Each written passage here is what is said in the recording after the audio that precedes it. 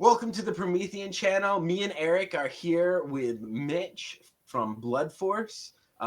He's got a YouTube channel, and he's a comic artist and writer. And so we're really excited to talk to him. So Mitch, what kind of social media? Where can we follow you? Where can we find you if people are interested in getting to know you more, following your actual work? Well, probably the best place to do that would be on YouTube, where I drop my revisit videos as well as my page commentaries for my comic book Blood Force. Aside from that, I would say you can follow me on Instagram, where I do drop stuff occasionally, and I can always be DM'd for commissions. And also, I'm available on Patreon, and that's how you can read all the Blood Force stuff and see all the videos before they get uploaded to YouTube. Awesome. And we will have links to all of that in the comments below, so feel free to check that out when we're done. Or now, and pause the video and then just come back to it later. Sounds good. All right. So now Eric's going to get more into questions that he has for Mitch. So yeah, I'm going to start with some quick warm-ups before we get into Blood Force and comics. Sounds like a plan. So if you're on a deserted island, let's say you're Tom Hanks, Castaway, right? You're on a deserted island. I'm letting you pick. I'm getting three. Yeah, you're I don't know his character's name, but you're on that island.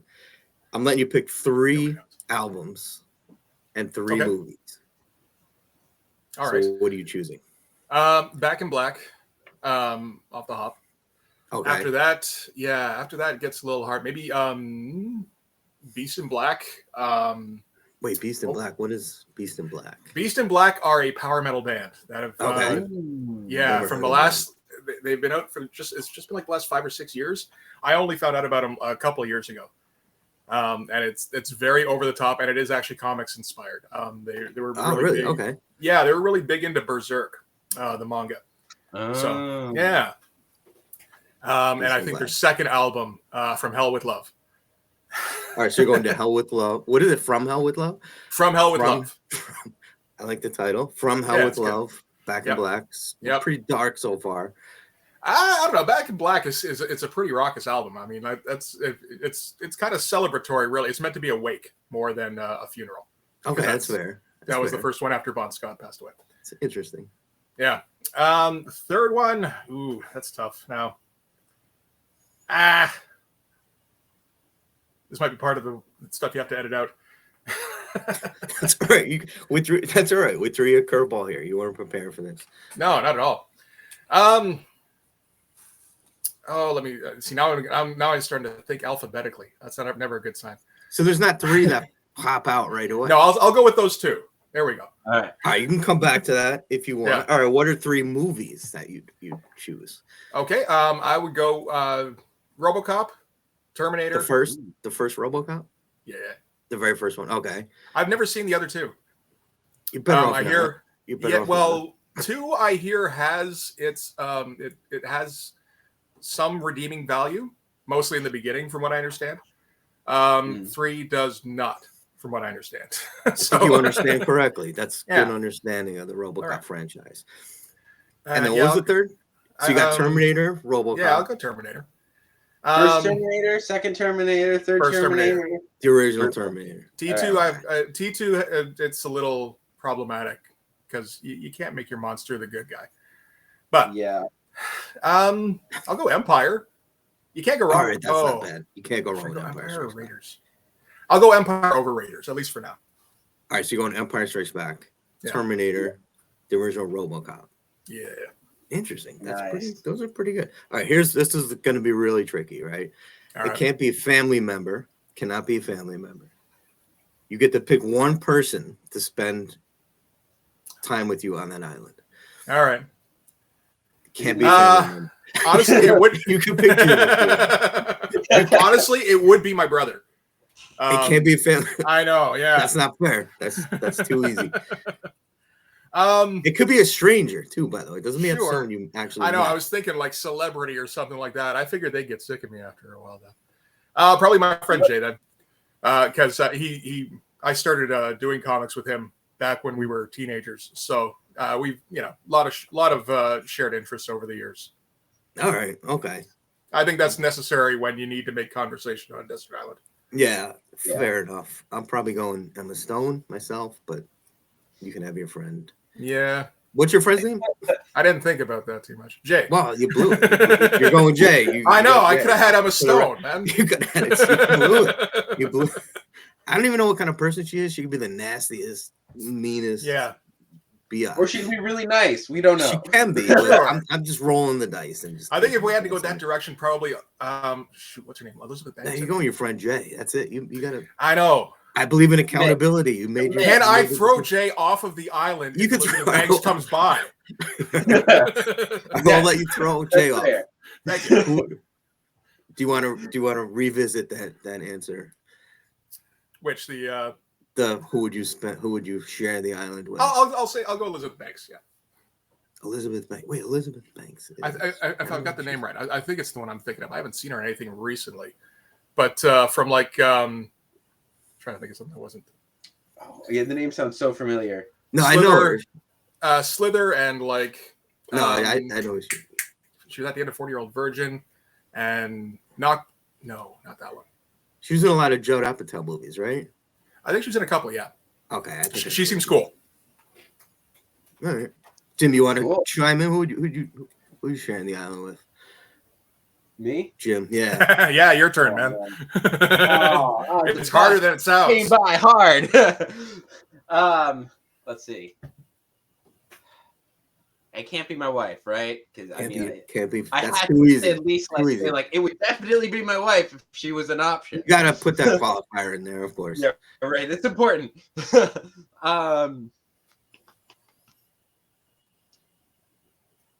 Yeah, Viggo Mortensen. Ooh, all interesting. Right. I would have. All right. That's not a bad one. Viggo Mortensen. I'd have a lot of questions. I'd have a lot of questions.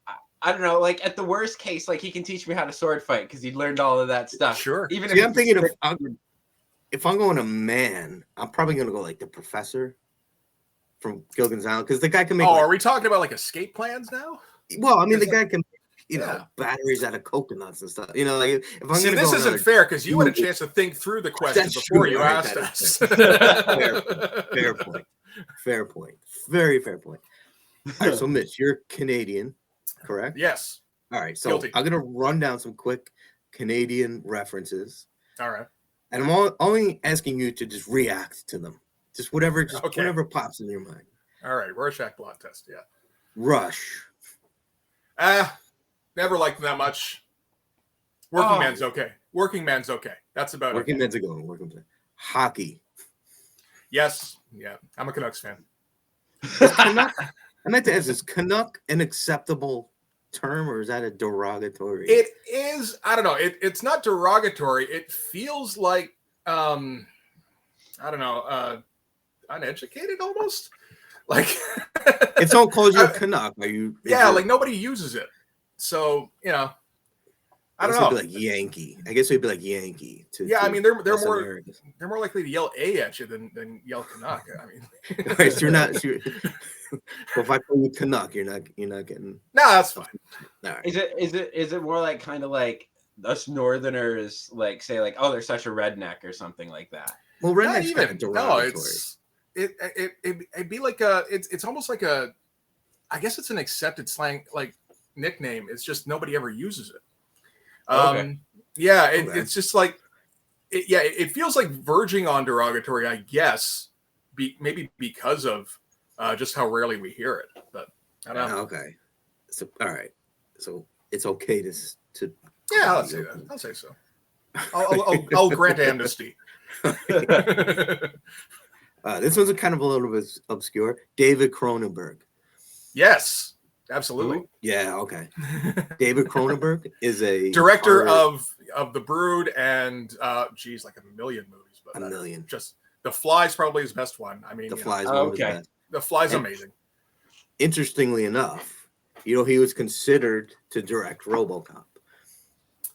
And I feel like I see him doing that. Yeah. That's right up his alley. I'm kind of glad he didn't. I mean, it's kind of great how it is. And I agree with it didn't. It had enough body horror. It didn't need more body horror. Exactly. It just enough. Just enough. Yeah. All right. Avril Lavigne. Nah, pass. Nickelback, same. I was going to ask you about Nickelback. We'll save that. The last one I got, Boxing Day. Is Boxing Day not a thing other places? Boxing Day is what, December 26th? Yeah. So what do you do on December 25th? Well, I mean, December 25th is Christmas, obviously, but like 26th. So what is I feel like Canadians I don't know what celebrate? It's not. It's a statutory holiday. So I mean, like for instance, where I work, the company has like 3 statutory holidays that they just close up, and that's Christmas, Boxing Day, and New Year's. I'm not sure what the significance of it is supposed to be, other than like go buy the stuff that's on sale now. I thought you did not celebrate Christmas. I always thought Canadians celebrated Christmas the day after Christmas. I mean, it's still 24th Christmas Eve, and I mean, some people do open some presents there, which I frown upon. But no, Christmas Day is the day, as far as I understand. And I'm not sure exactly what Boxing Day is for. I'm always, like, yeah, let's get another day off. That's about it. I think Boxing Day. I think the tradition of Boxing Day is when the servants and the upper crust kind of switch places. I'm gonna have to look this up after. Yeah, I think it's when the servants and I can't think of it. I don't want to say masters. When the employers, managers kind of switch places. Okay. So like the butler would be the head of the house and the employer would be the butler for a day. I think that's and the butler boxes the owner. Yes. Okay. Yeah. So yeah, exactly. So the butler kicks back and orders around the boss for a day. I will have to check that out now. Yeah, check that out. I've never really questioned it. It's just like it's like any other day. Like we've got like I don't know. I mean, there's BC Day as well. Like every province gets their day, so it's just like I don't know, kind of like that. I'll take the vacation. And obviously, you don't celebrate Thanksgiving, or do you? I thought I heheard Canadians celebrate Thanksgiving in October, right? It's earlier. Yeah, it's like I'm not sure what it's like a few weeks ago, I guess. I don't have any kids in the house anymore, so I mean, we didn't really do anything. But yeah, it's like I want to say like 1st, 3rd of October. Oh, so it's not a big holiday then. It is for some people. I mean, like for really family oriented. Not there so much myself. But. Okay. All right. Yeah. Interesting walk through Canada. So no Avril Lavigne. I don't know if I'm the best representative, to be honest. It's like like if you find a hermit in the U.S., I don't know if you want to like start quizzing him about. All right. You know what else I meant to tell you? This is another reason I'm happy that you're on. You sound remarkably similar to John Hamm. Really? Oh, you do. Oh, right? You sound remarkably similar to John. In fact, when I discovered your YouTube, my first reaction was, I didn't know John Hamm was so into image comics. I was taken aback. I've never even heard of that before. No, you are John Hamm. Man, now I'm gonna have to watch some Mad Men clips again too to see if I can. I feel like I can almost hear it a little bit, but it's probably hard to hear in yourself. Well, yeah. Just I do watch a lot of myself on video too, so that's true. Take one of your videos and listen to Mad Men. Now I'm weirded out by my voice, man. Interesting. Aside, speaking of Canada, I saw an infographic the other day, and it was the sexiest or most attractive accents and the least attractive accents. All right. So do either of you want to take a stab? Let's start with the good ones. What's the number one most attractive accent? French. Not French. Italian? No, Italian's up there. Yeah. It's actually Australian. Australian is the most sexy. And then number 2 was Scottish. And number 3 was British. I didn't think people shared my tastes. I just assumed. No, people share your taste. So here's some depressing news, just to bring things down a little bit. What do you think the 3 least attractive accents? I'm guessing we're all in that boat. At least 2 of us are. Yeah. So number 1 was the New York accent. You know, like that. Yeah, it's not attractive. I enjoy it, but no, I'm not like, ooh. You know. Right. No one's attracted to that. No, it's like Number 2 least attractive is the Boston accent. You know, like that Boston. Same. Yeah. And then the third is a Canadian accent. I don't know what a Canadian accent is. I guess it's like you know, like that kind of. Yeah. Like every once in a while. Yeah, I feel like that's more Fargo. Right. Yeah, it's Fargo. I know it's You just did. You just say again. You just did. John Hamm doing the Canadian accent. Right. Now, every once in a while, I hear somebody doing what they say is a Canadian accent, and I can hear something different, but I don't know what it is. I'm not good with accents, though. So, all right. Yeah, that's fair. It weirds me out that like so much of America has so very different accents, and then you can go pretty much across Canada until you hit Quebec, or Newfoundland, and everybody sounds pretty much the same. There's actually one place in the United States that has no accent. In fact, if you're going to be an on-air personality, they teach you to speak in this dialect. Is it Delaware? It's Oregon.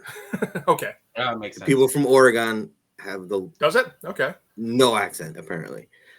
Huh. So what's a Northwestern accent sound like? Northwestern. Northwestern. That's the thing. It would have no distinguishing I guess that's the area, right? Yeah. Yeah. So that's how they teach you to speak. So like Washington is the same, and right. You got your southern Texas kind of. Yes. So you got your southeastern, like the Georgia, deep south kind of thing. Yes. You got your Cali language, southwest. Northeast is the Boston, Brooklyn, and then the Maine is kind of different. Yeah. Maine's a little different. So in theory, Oregon has no accent, or that region. Let's shift gears a little bit again to get to why Mitch is here, and that's Blood Force. Okay, sure. So I have to tell you how I discovered this is just the world is funny in 2023.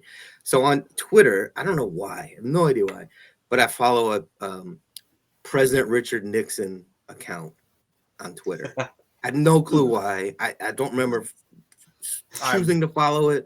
I'm withholding judgment. Yeah. I don't know. It's just Richard Nixon. I don't know I don't know if it auto followed and I just kept it, but it's weird.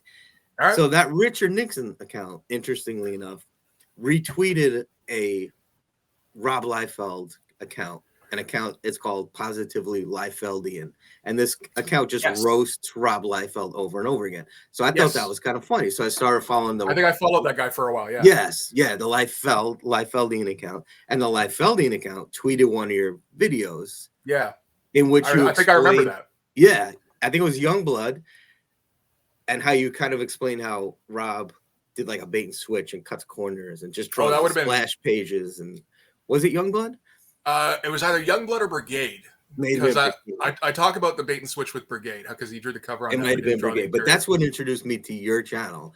So really, you owe this at least one subscriber to President Richard Nixon because that's indirectly what got it.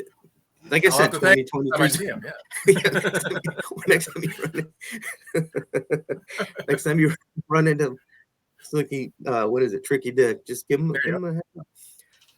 No, so I want to give you some credit because it's really interesting and it's original and it's fun and it's if you're a comic nerd and you love the construction of comics and how they're put together, you really do a good job of getting down to the granular level of how the comics work or don't work. Because I remember one piece of insight you showed, I think it was one of Rob Liefeld's drawings, and you explained how he drew it small and had to enlarge it. I heard that. Yeah, and you can see evidence of it once you're looking for it. Right, and I would have never known that. Like that's just to me, that's interesting.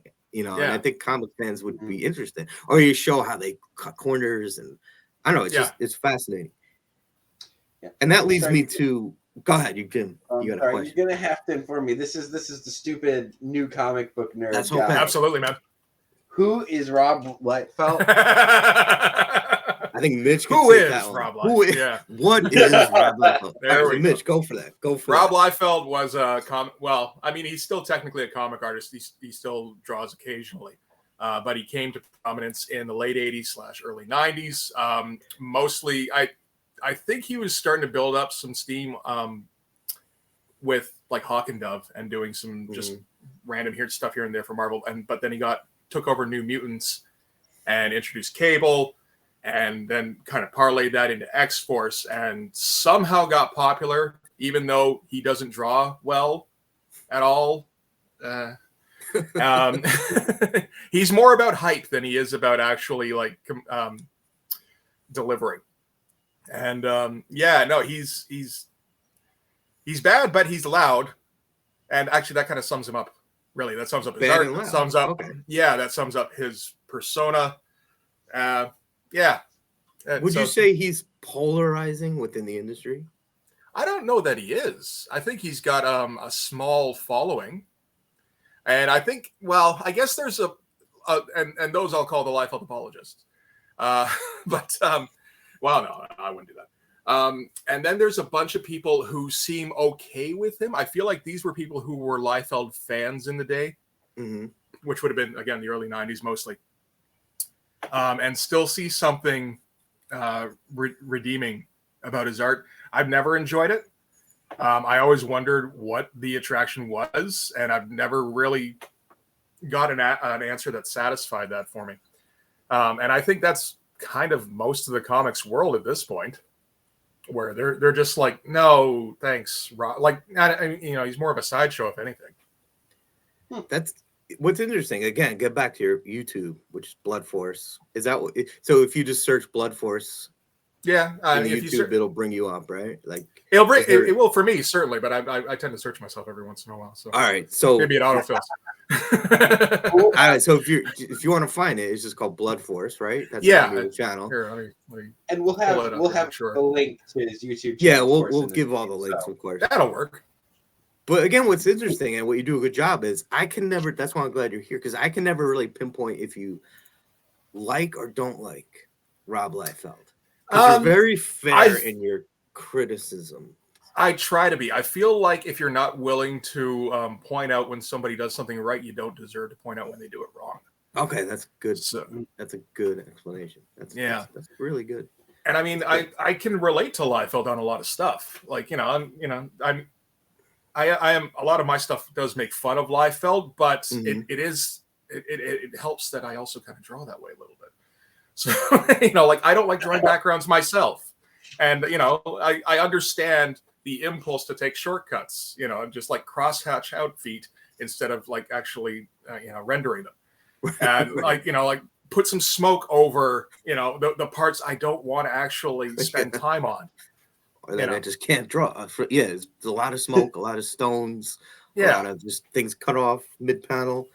With the feet, by the way, I'm convinced it's not that he can't draw feet, because like he can't, but that doesn't stop him. He will draw feet like when he has to, as long as he doesn't have to draw people and try to make it look like they're standing on the same plane. That's the problem, because then he has to draw the feet relative to each other.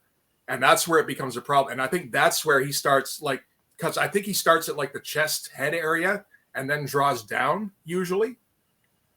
And, like if you do it that way, a lot of the time the feet just aren't going to match up. And he will not redraw to save his life. So you think it's a perspective issue? He's having trouble with perspective. It's not necessarily the feet. I think it's a process thing maybe. Where because he doesn't do an underdrawing, he doesn't work stuff out beforehand. He just kind of goes, and he starts with the stuff which is the most fun, which is like the torso and head. And then he just kind of draws the feet because he has to. But by the time he gets down there, and it's a mess, and he's already spent like 25 minutes on it. He's not going to keep going, so hell with it. Let's draw some smoke, and it's fine. See, here's what bothers me about Liefeld. So if people enjoy his work, people just like what he does, then that's cool. That's awesome. Yeah. If you're into that, people like it, more power to you. The problem I have is that he plagiarizes. That's the problem sure. I have, where he just flat out traces other work without giving credit, and he tries to hide behind the it's an homage when it's not. It's just it's plagiarism. I think it's accepted practice for the most part, as long as you put after whoever. If you're paying tribute to an image, but I think he tries to pass it off as his own, like the one that comes to me is the G.I. Joe roadblock cable. He wasn't doing a tribute to Michael Golden. He was trying to pass that off as his own work. Yes, exactly. And I mean, there's a bunch of those covers that are actually kind of just ripped off from other stuff. That first issue of Cable is ripped off from an old Avengers comic. Oh, is it really? Yeah. I don't remember which one it was now. There's a couple of ROM comics that he ripped off, which is a weird kind of, reference to make. But I mean, I don't think he does it nearly as much anymore. That said, I don't read what he does anymore. So, most of the stuff I look at is when he was swiping. Yeah. And yeah, he did. I think he did it most often, probably as a time-saving thing. Okay. Yeah, and it just he's a little. I think he's a little thoughtless that way. So let's move on to Blood Force. All right. Because you kind of mentioned that's what you do. So how would you describe? I just for everyone knows, I had the pleasure of reading the first 2 issues completed without colors, and then the script for the third. So I kind of have an idea, but let's hear how you would describe Blood Force. Sure. Well, I mean, as far as the story goes, it was one of the more cliched things I could come up with, which was I knew my female character was going to be an alien. So it's like, okay, she's going to be an alien delegate. And she's applying for refugee status for her people. They're being persecuted by this evil alien race.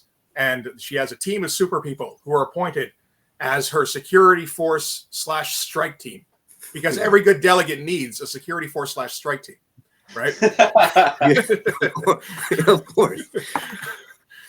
And yeah. And she's gorgeous and she's voluptuous. Of course. And well, not like that, but she has, she's trying to address, like right now I'm drawing what's basically like a UN hearing.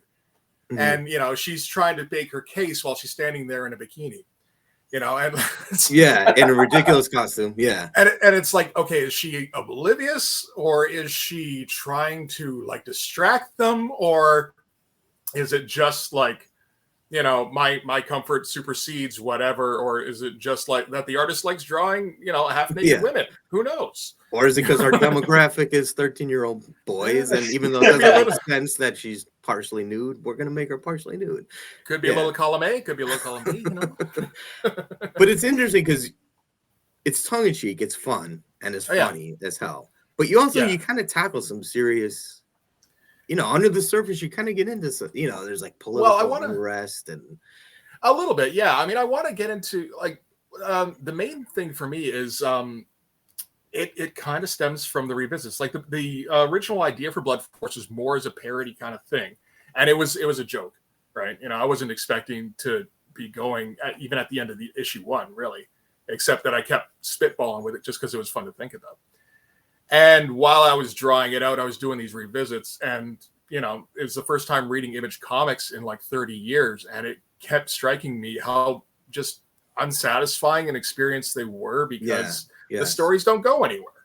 There's no setup. There's no payoff. There's just fights. And every once in a while, like people happen to run into each other, and like, there's no real kind of story progression. So, I mean, like, I'll throw in some political stuff to, just kind of add a little bit of verisimilitude, I guess. But the main focus, I think, is just on making sure the story goes somewhere and that there's actual twists and turns, and that it's, it's not boring. No, it's not boring at all. It's riveting. I don't know. I couldn't wait to get to the next page, because me it's layered. I mean, it's funny on the surface, but it's it's more nuanced. It's complicated. You can almost enjoy it on different levels. Like it does have that Image kind of send up a little bit, and that it's silly, and the costumes are silly, and the characters are almost caricatures of some of the Image stuff. Oh, very much. But it's really thoughtful, though. I mean, it's really like you could, there's a lot going on. The characters are developed. I don't know if you could distinguish one character from the other, from Wildcats or Youngblood. They're all the same. There's just all the in terms of character traits, not so much. Yeah. Yeah, there's just the cardboard. There's the Wolverine guy. Yeah. But instead of having 3 claws, he has 2. There's the Cyclops guy. Instead of shooting out of his eyes, he shoots out of his fist. I mean, it's all the same characters, but yours are much more developed. Just as people, just as characters. They're getting there. I think so. Do you think there's been a character that you've come to develop some affection for that maybe at first you didn't think would be quite so significant, but as you're going, you're like, you know what, I really like him or her. Yeah. My character Popo. That's what I was going to say. That's what I'm getting at. Yeah, and I mean that probably shows in the comic because he's making fun of all of the '90s tropes with the grimdark characters. Yes. So like the Wolverine, Punisher, and every kind of permutation of those that kind of branched off, and just coming up with his ridiculous soliloquies are just like the most fun. Because they're just like a little off. They're not quite. What's that term? There's a term for it when you just kind of misuse a phrase. Yeah, malapropism. It's almost like someone learns a new language and they don't quite get the catchphrases or the sayings. I can't think of it offhand, but it's funny. It's hilarious. Yeah, well, and it gives me a chance to just try and mess around with the language, which is just fun. So coming up with as many metaphors as I can, but just trying to keep the tone consistent because that's the only important thing.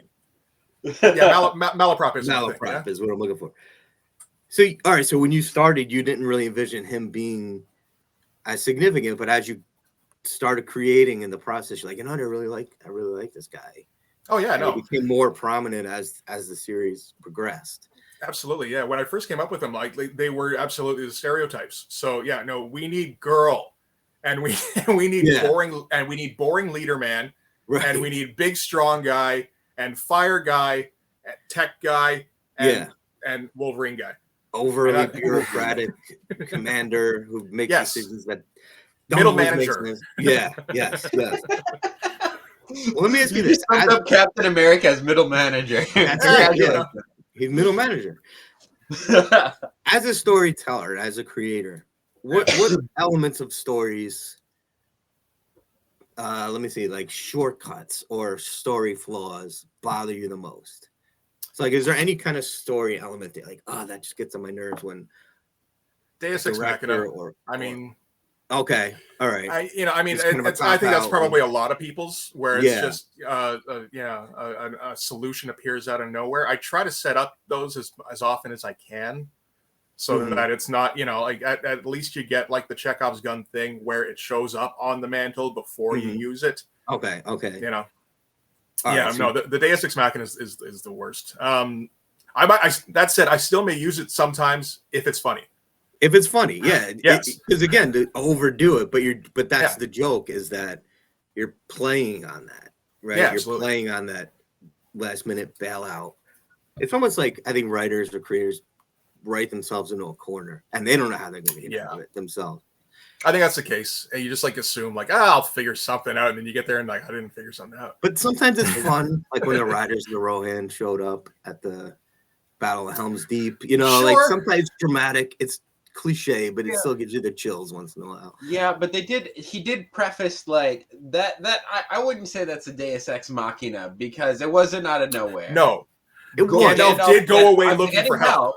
Yeah. Okay. Yeah. That said, there is an awful lot of Charge of the Light Brigade cavalry kind of stuff going on in Return of the King, where it's just cavalry after cavalry after cavalry. And they kind of overdo it. Yeah, it does get boring. It does get boring. But in Twin Towers, was it Two Towers? I got Two Towers. I got a look. Yeah, Twin Towers. That was probably the best one. Really thinking about it, I think it's the best. Actually, I go Fellowship. I lean toward Fellowship, but I did get goosebumps when they showed up, even though it was kind of predictable and cliche. So let's take it the other way. What elements of stories do you like or do you appreciate? What's an important? Generally, the setup and payoff when it's done really well. Yeah, I mean, I'm not very good at I don't know. I'm not a very learned writer, I suppose. I've tried to like read books on writing and like I don't know, try to understand methods, and none of it'll stick. Like, so I'm just kind of winging it a lot of the time. So when I can pull off a setup and payoff, and it's satisfying, it's like, yes, like, got it. You know. And aside from that, just basic sci-fi tropes. I love my sci-fi tropes. I was going to go back to, say, RoboCop and Terminator and ask you, just from a storytelling perspective, as a creator yourself now, what is that you see that you admire in those movies that you'd like to incorporate into what you do? I mean, what is it about those movies that really moved you and stuck with you? And Empire Strikes Back, too. That's I mean, Empire Strikes Back is kind of perfect. So I don't know if there's any one thing. RoboCop, I don't know. I maybe RoboCop's the closest one because there is that satire element to it. Yeah, right? It was a little satirical. That's a good point. That's actually a good point. You do capture that vibe because RoboCop, it was satirical, but they really had something to say about capitalism. And just how just the way the world was in 1986, I guess. So on the surface, it was kind of silly. But really, it wasn't. I mean, Paul Verhoeven was really trying to say something. No, like he was critiquing American culture in 1986. Yeah. That's a good mirror for Blood Force, I would think, because on the surface it's kind of fun, but it's really you're getting into some there's complicated issues. There's some things, I think. I thought so. Anyway, all right. So let me run down. I want to talk about your influences as an artist. I think we are running out of time. All right, so let's make that the next segment. We can make that the next segment. You bet. So stay tuned. You'll coming soon will be part 2 with Mitch. And we're going to continue this conversation. We're going to learn more about Mitch's influences and the things that he has really inspired him both artistically and also as a writer. So stay tuned. And we will talk to you later. Bye.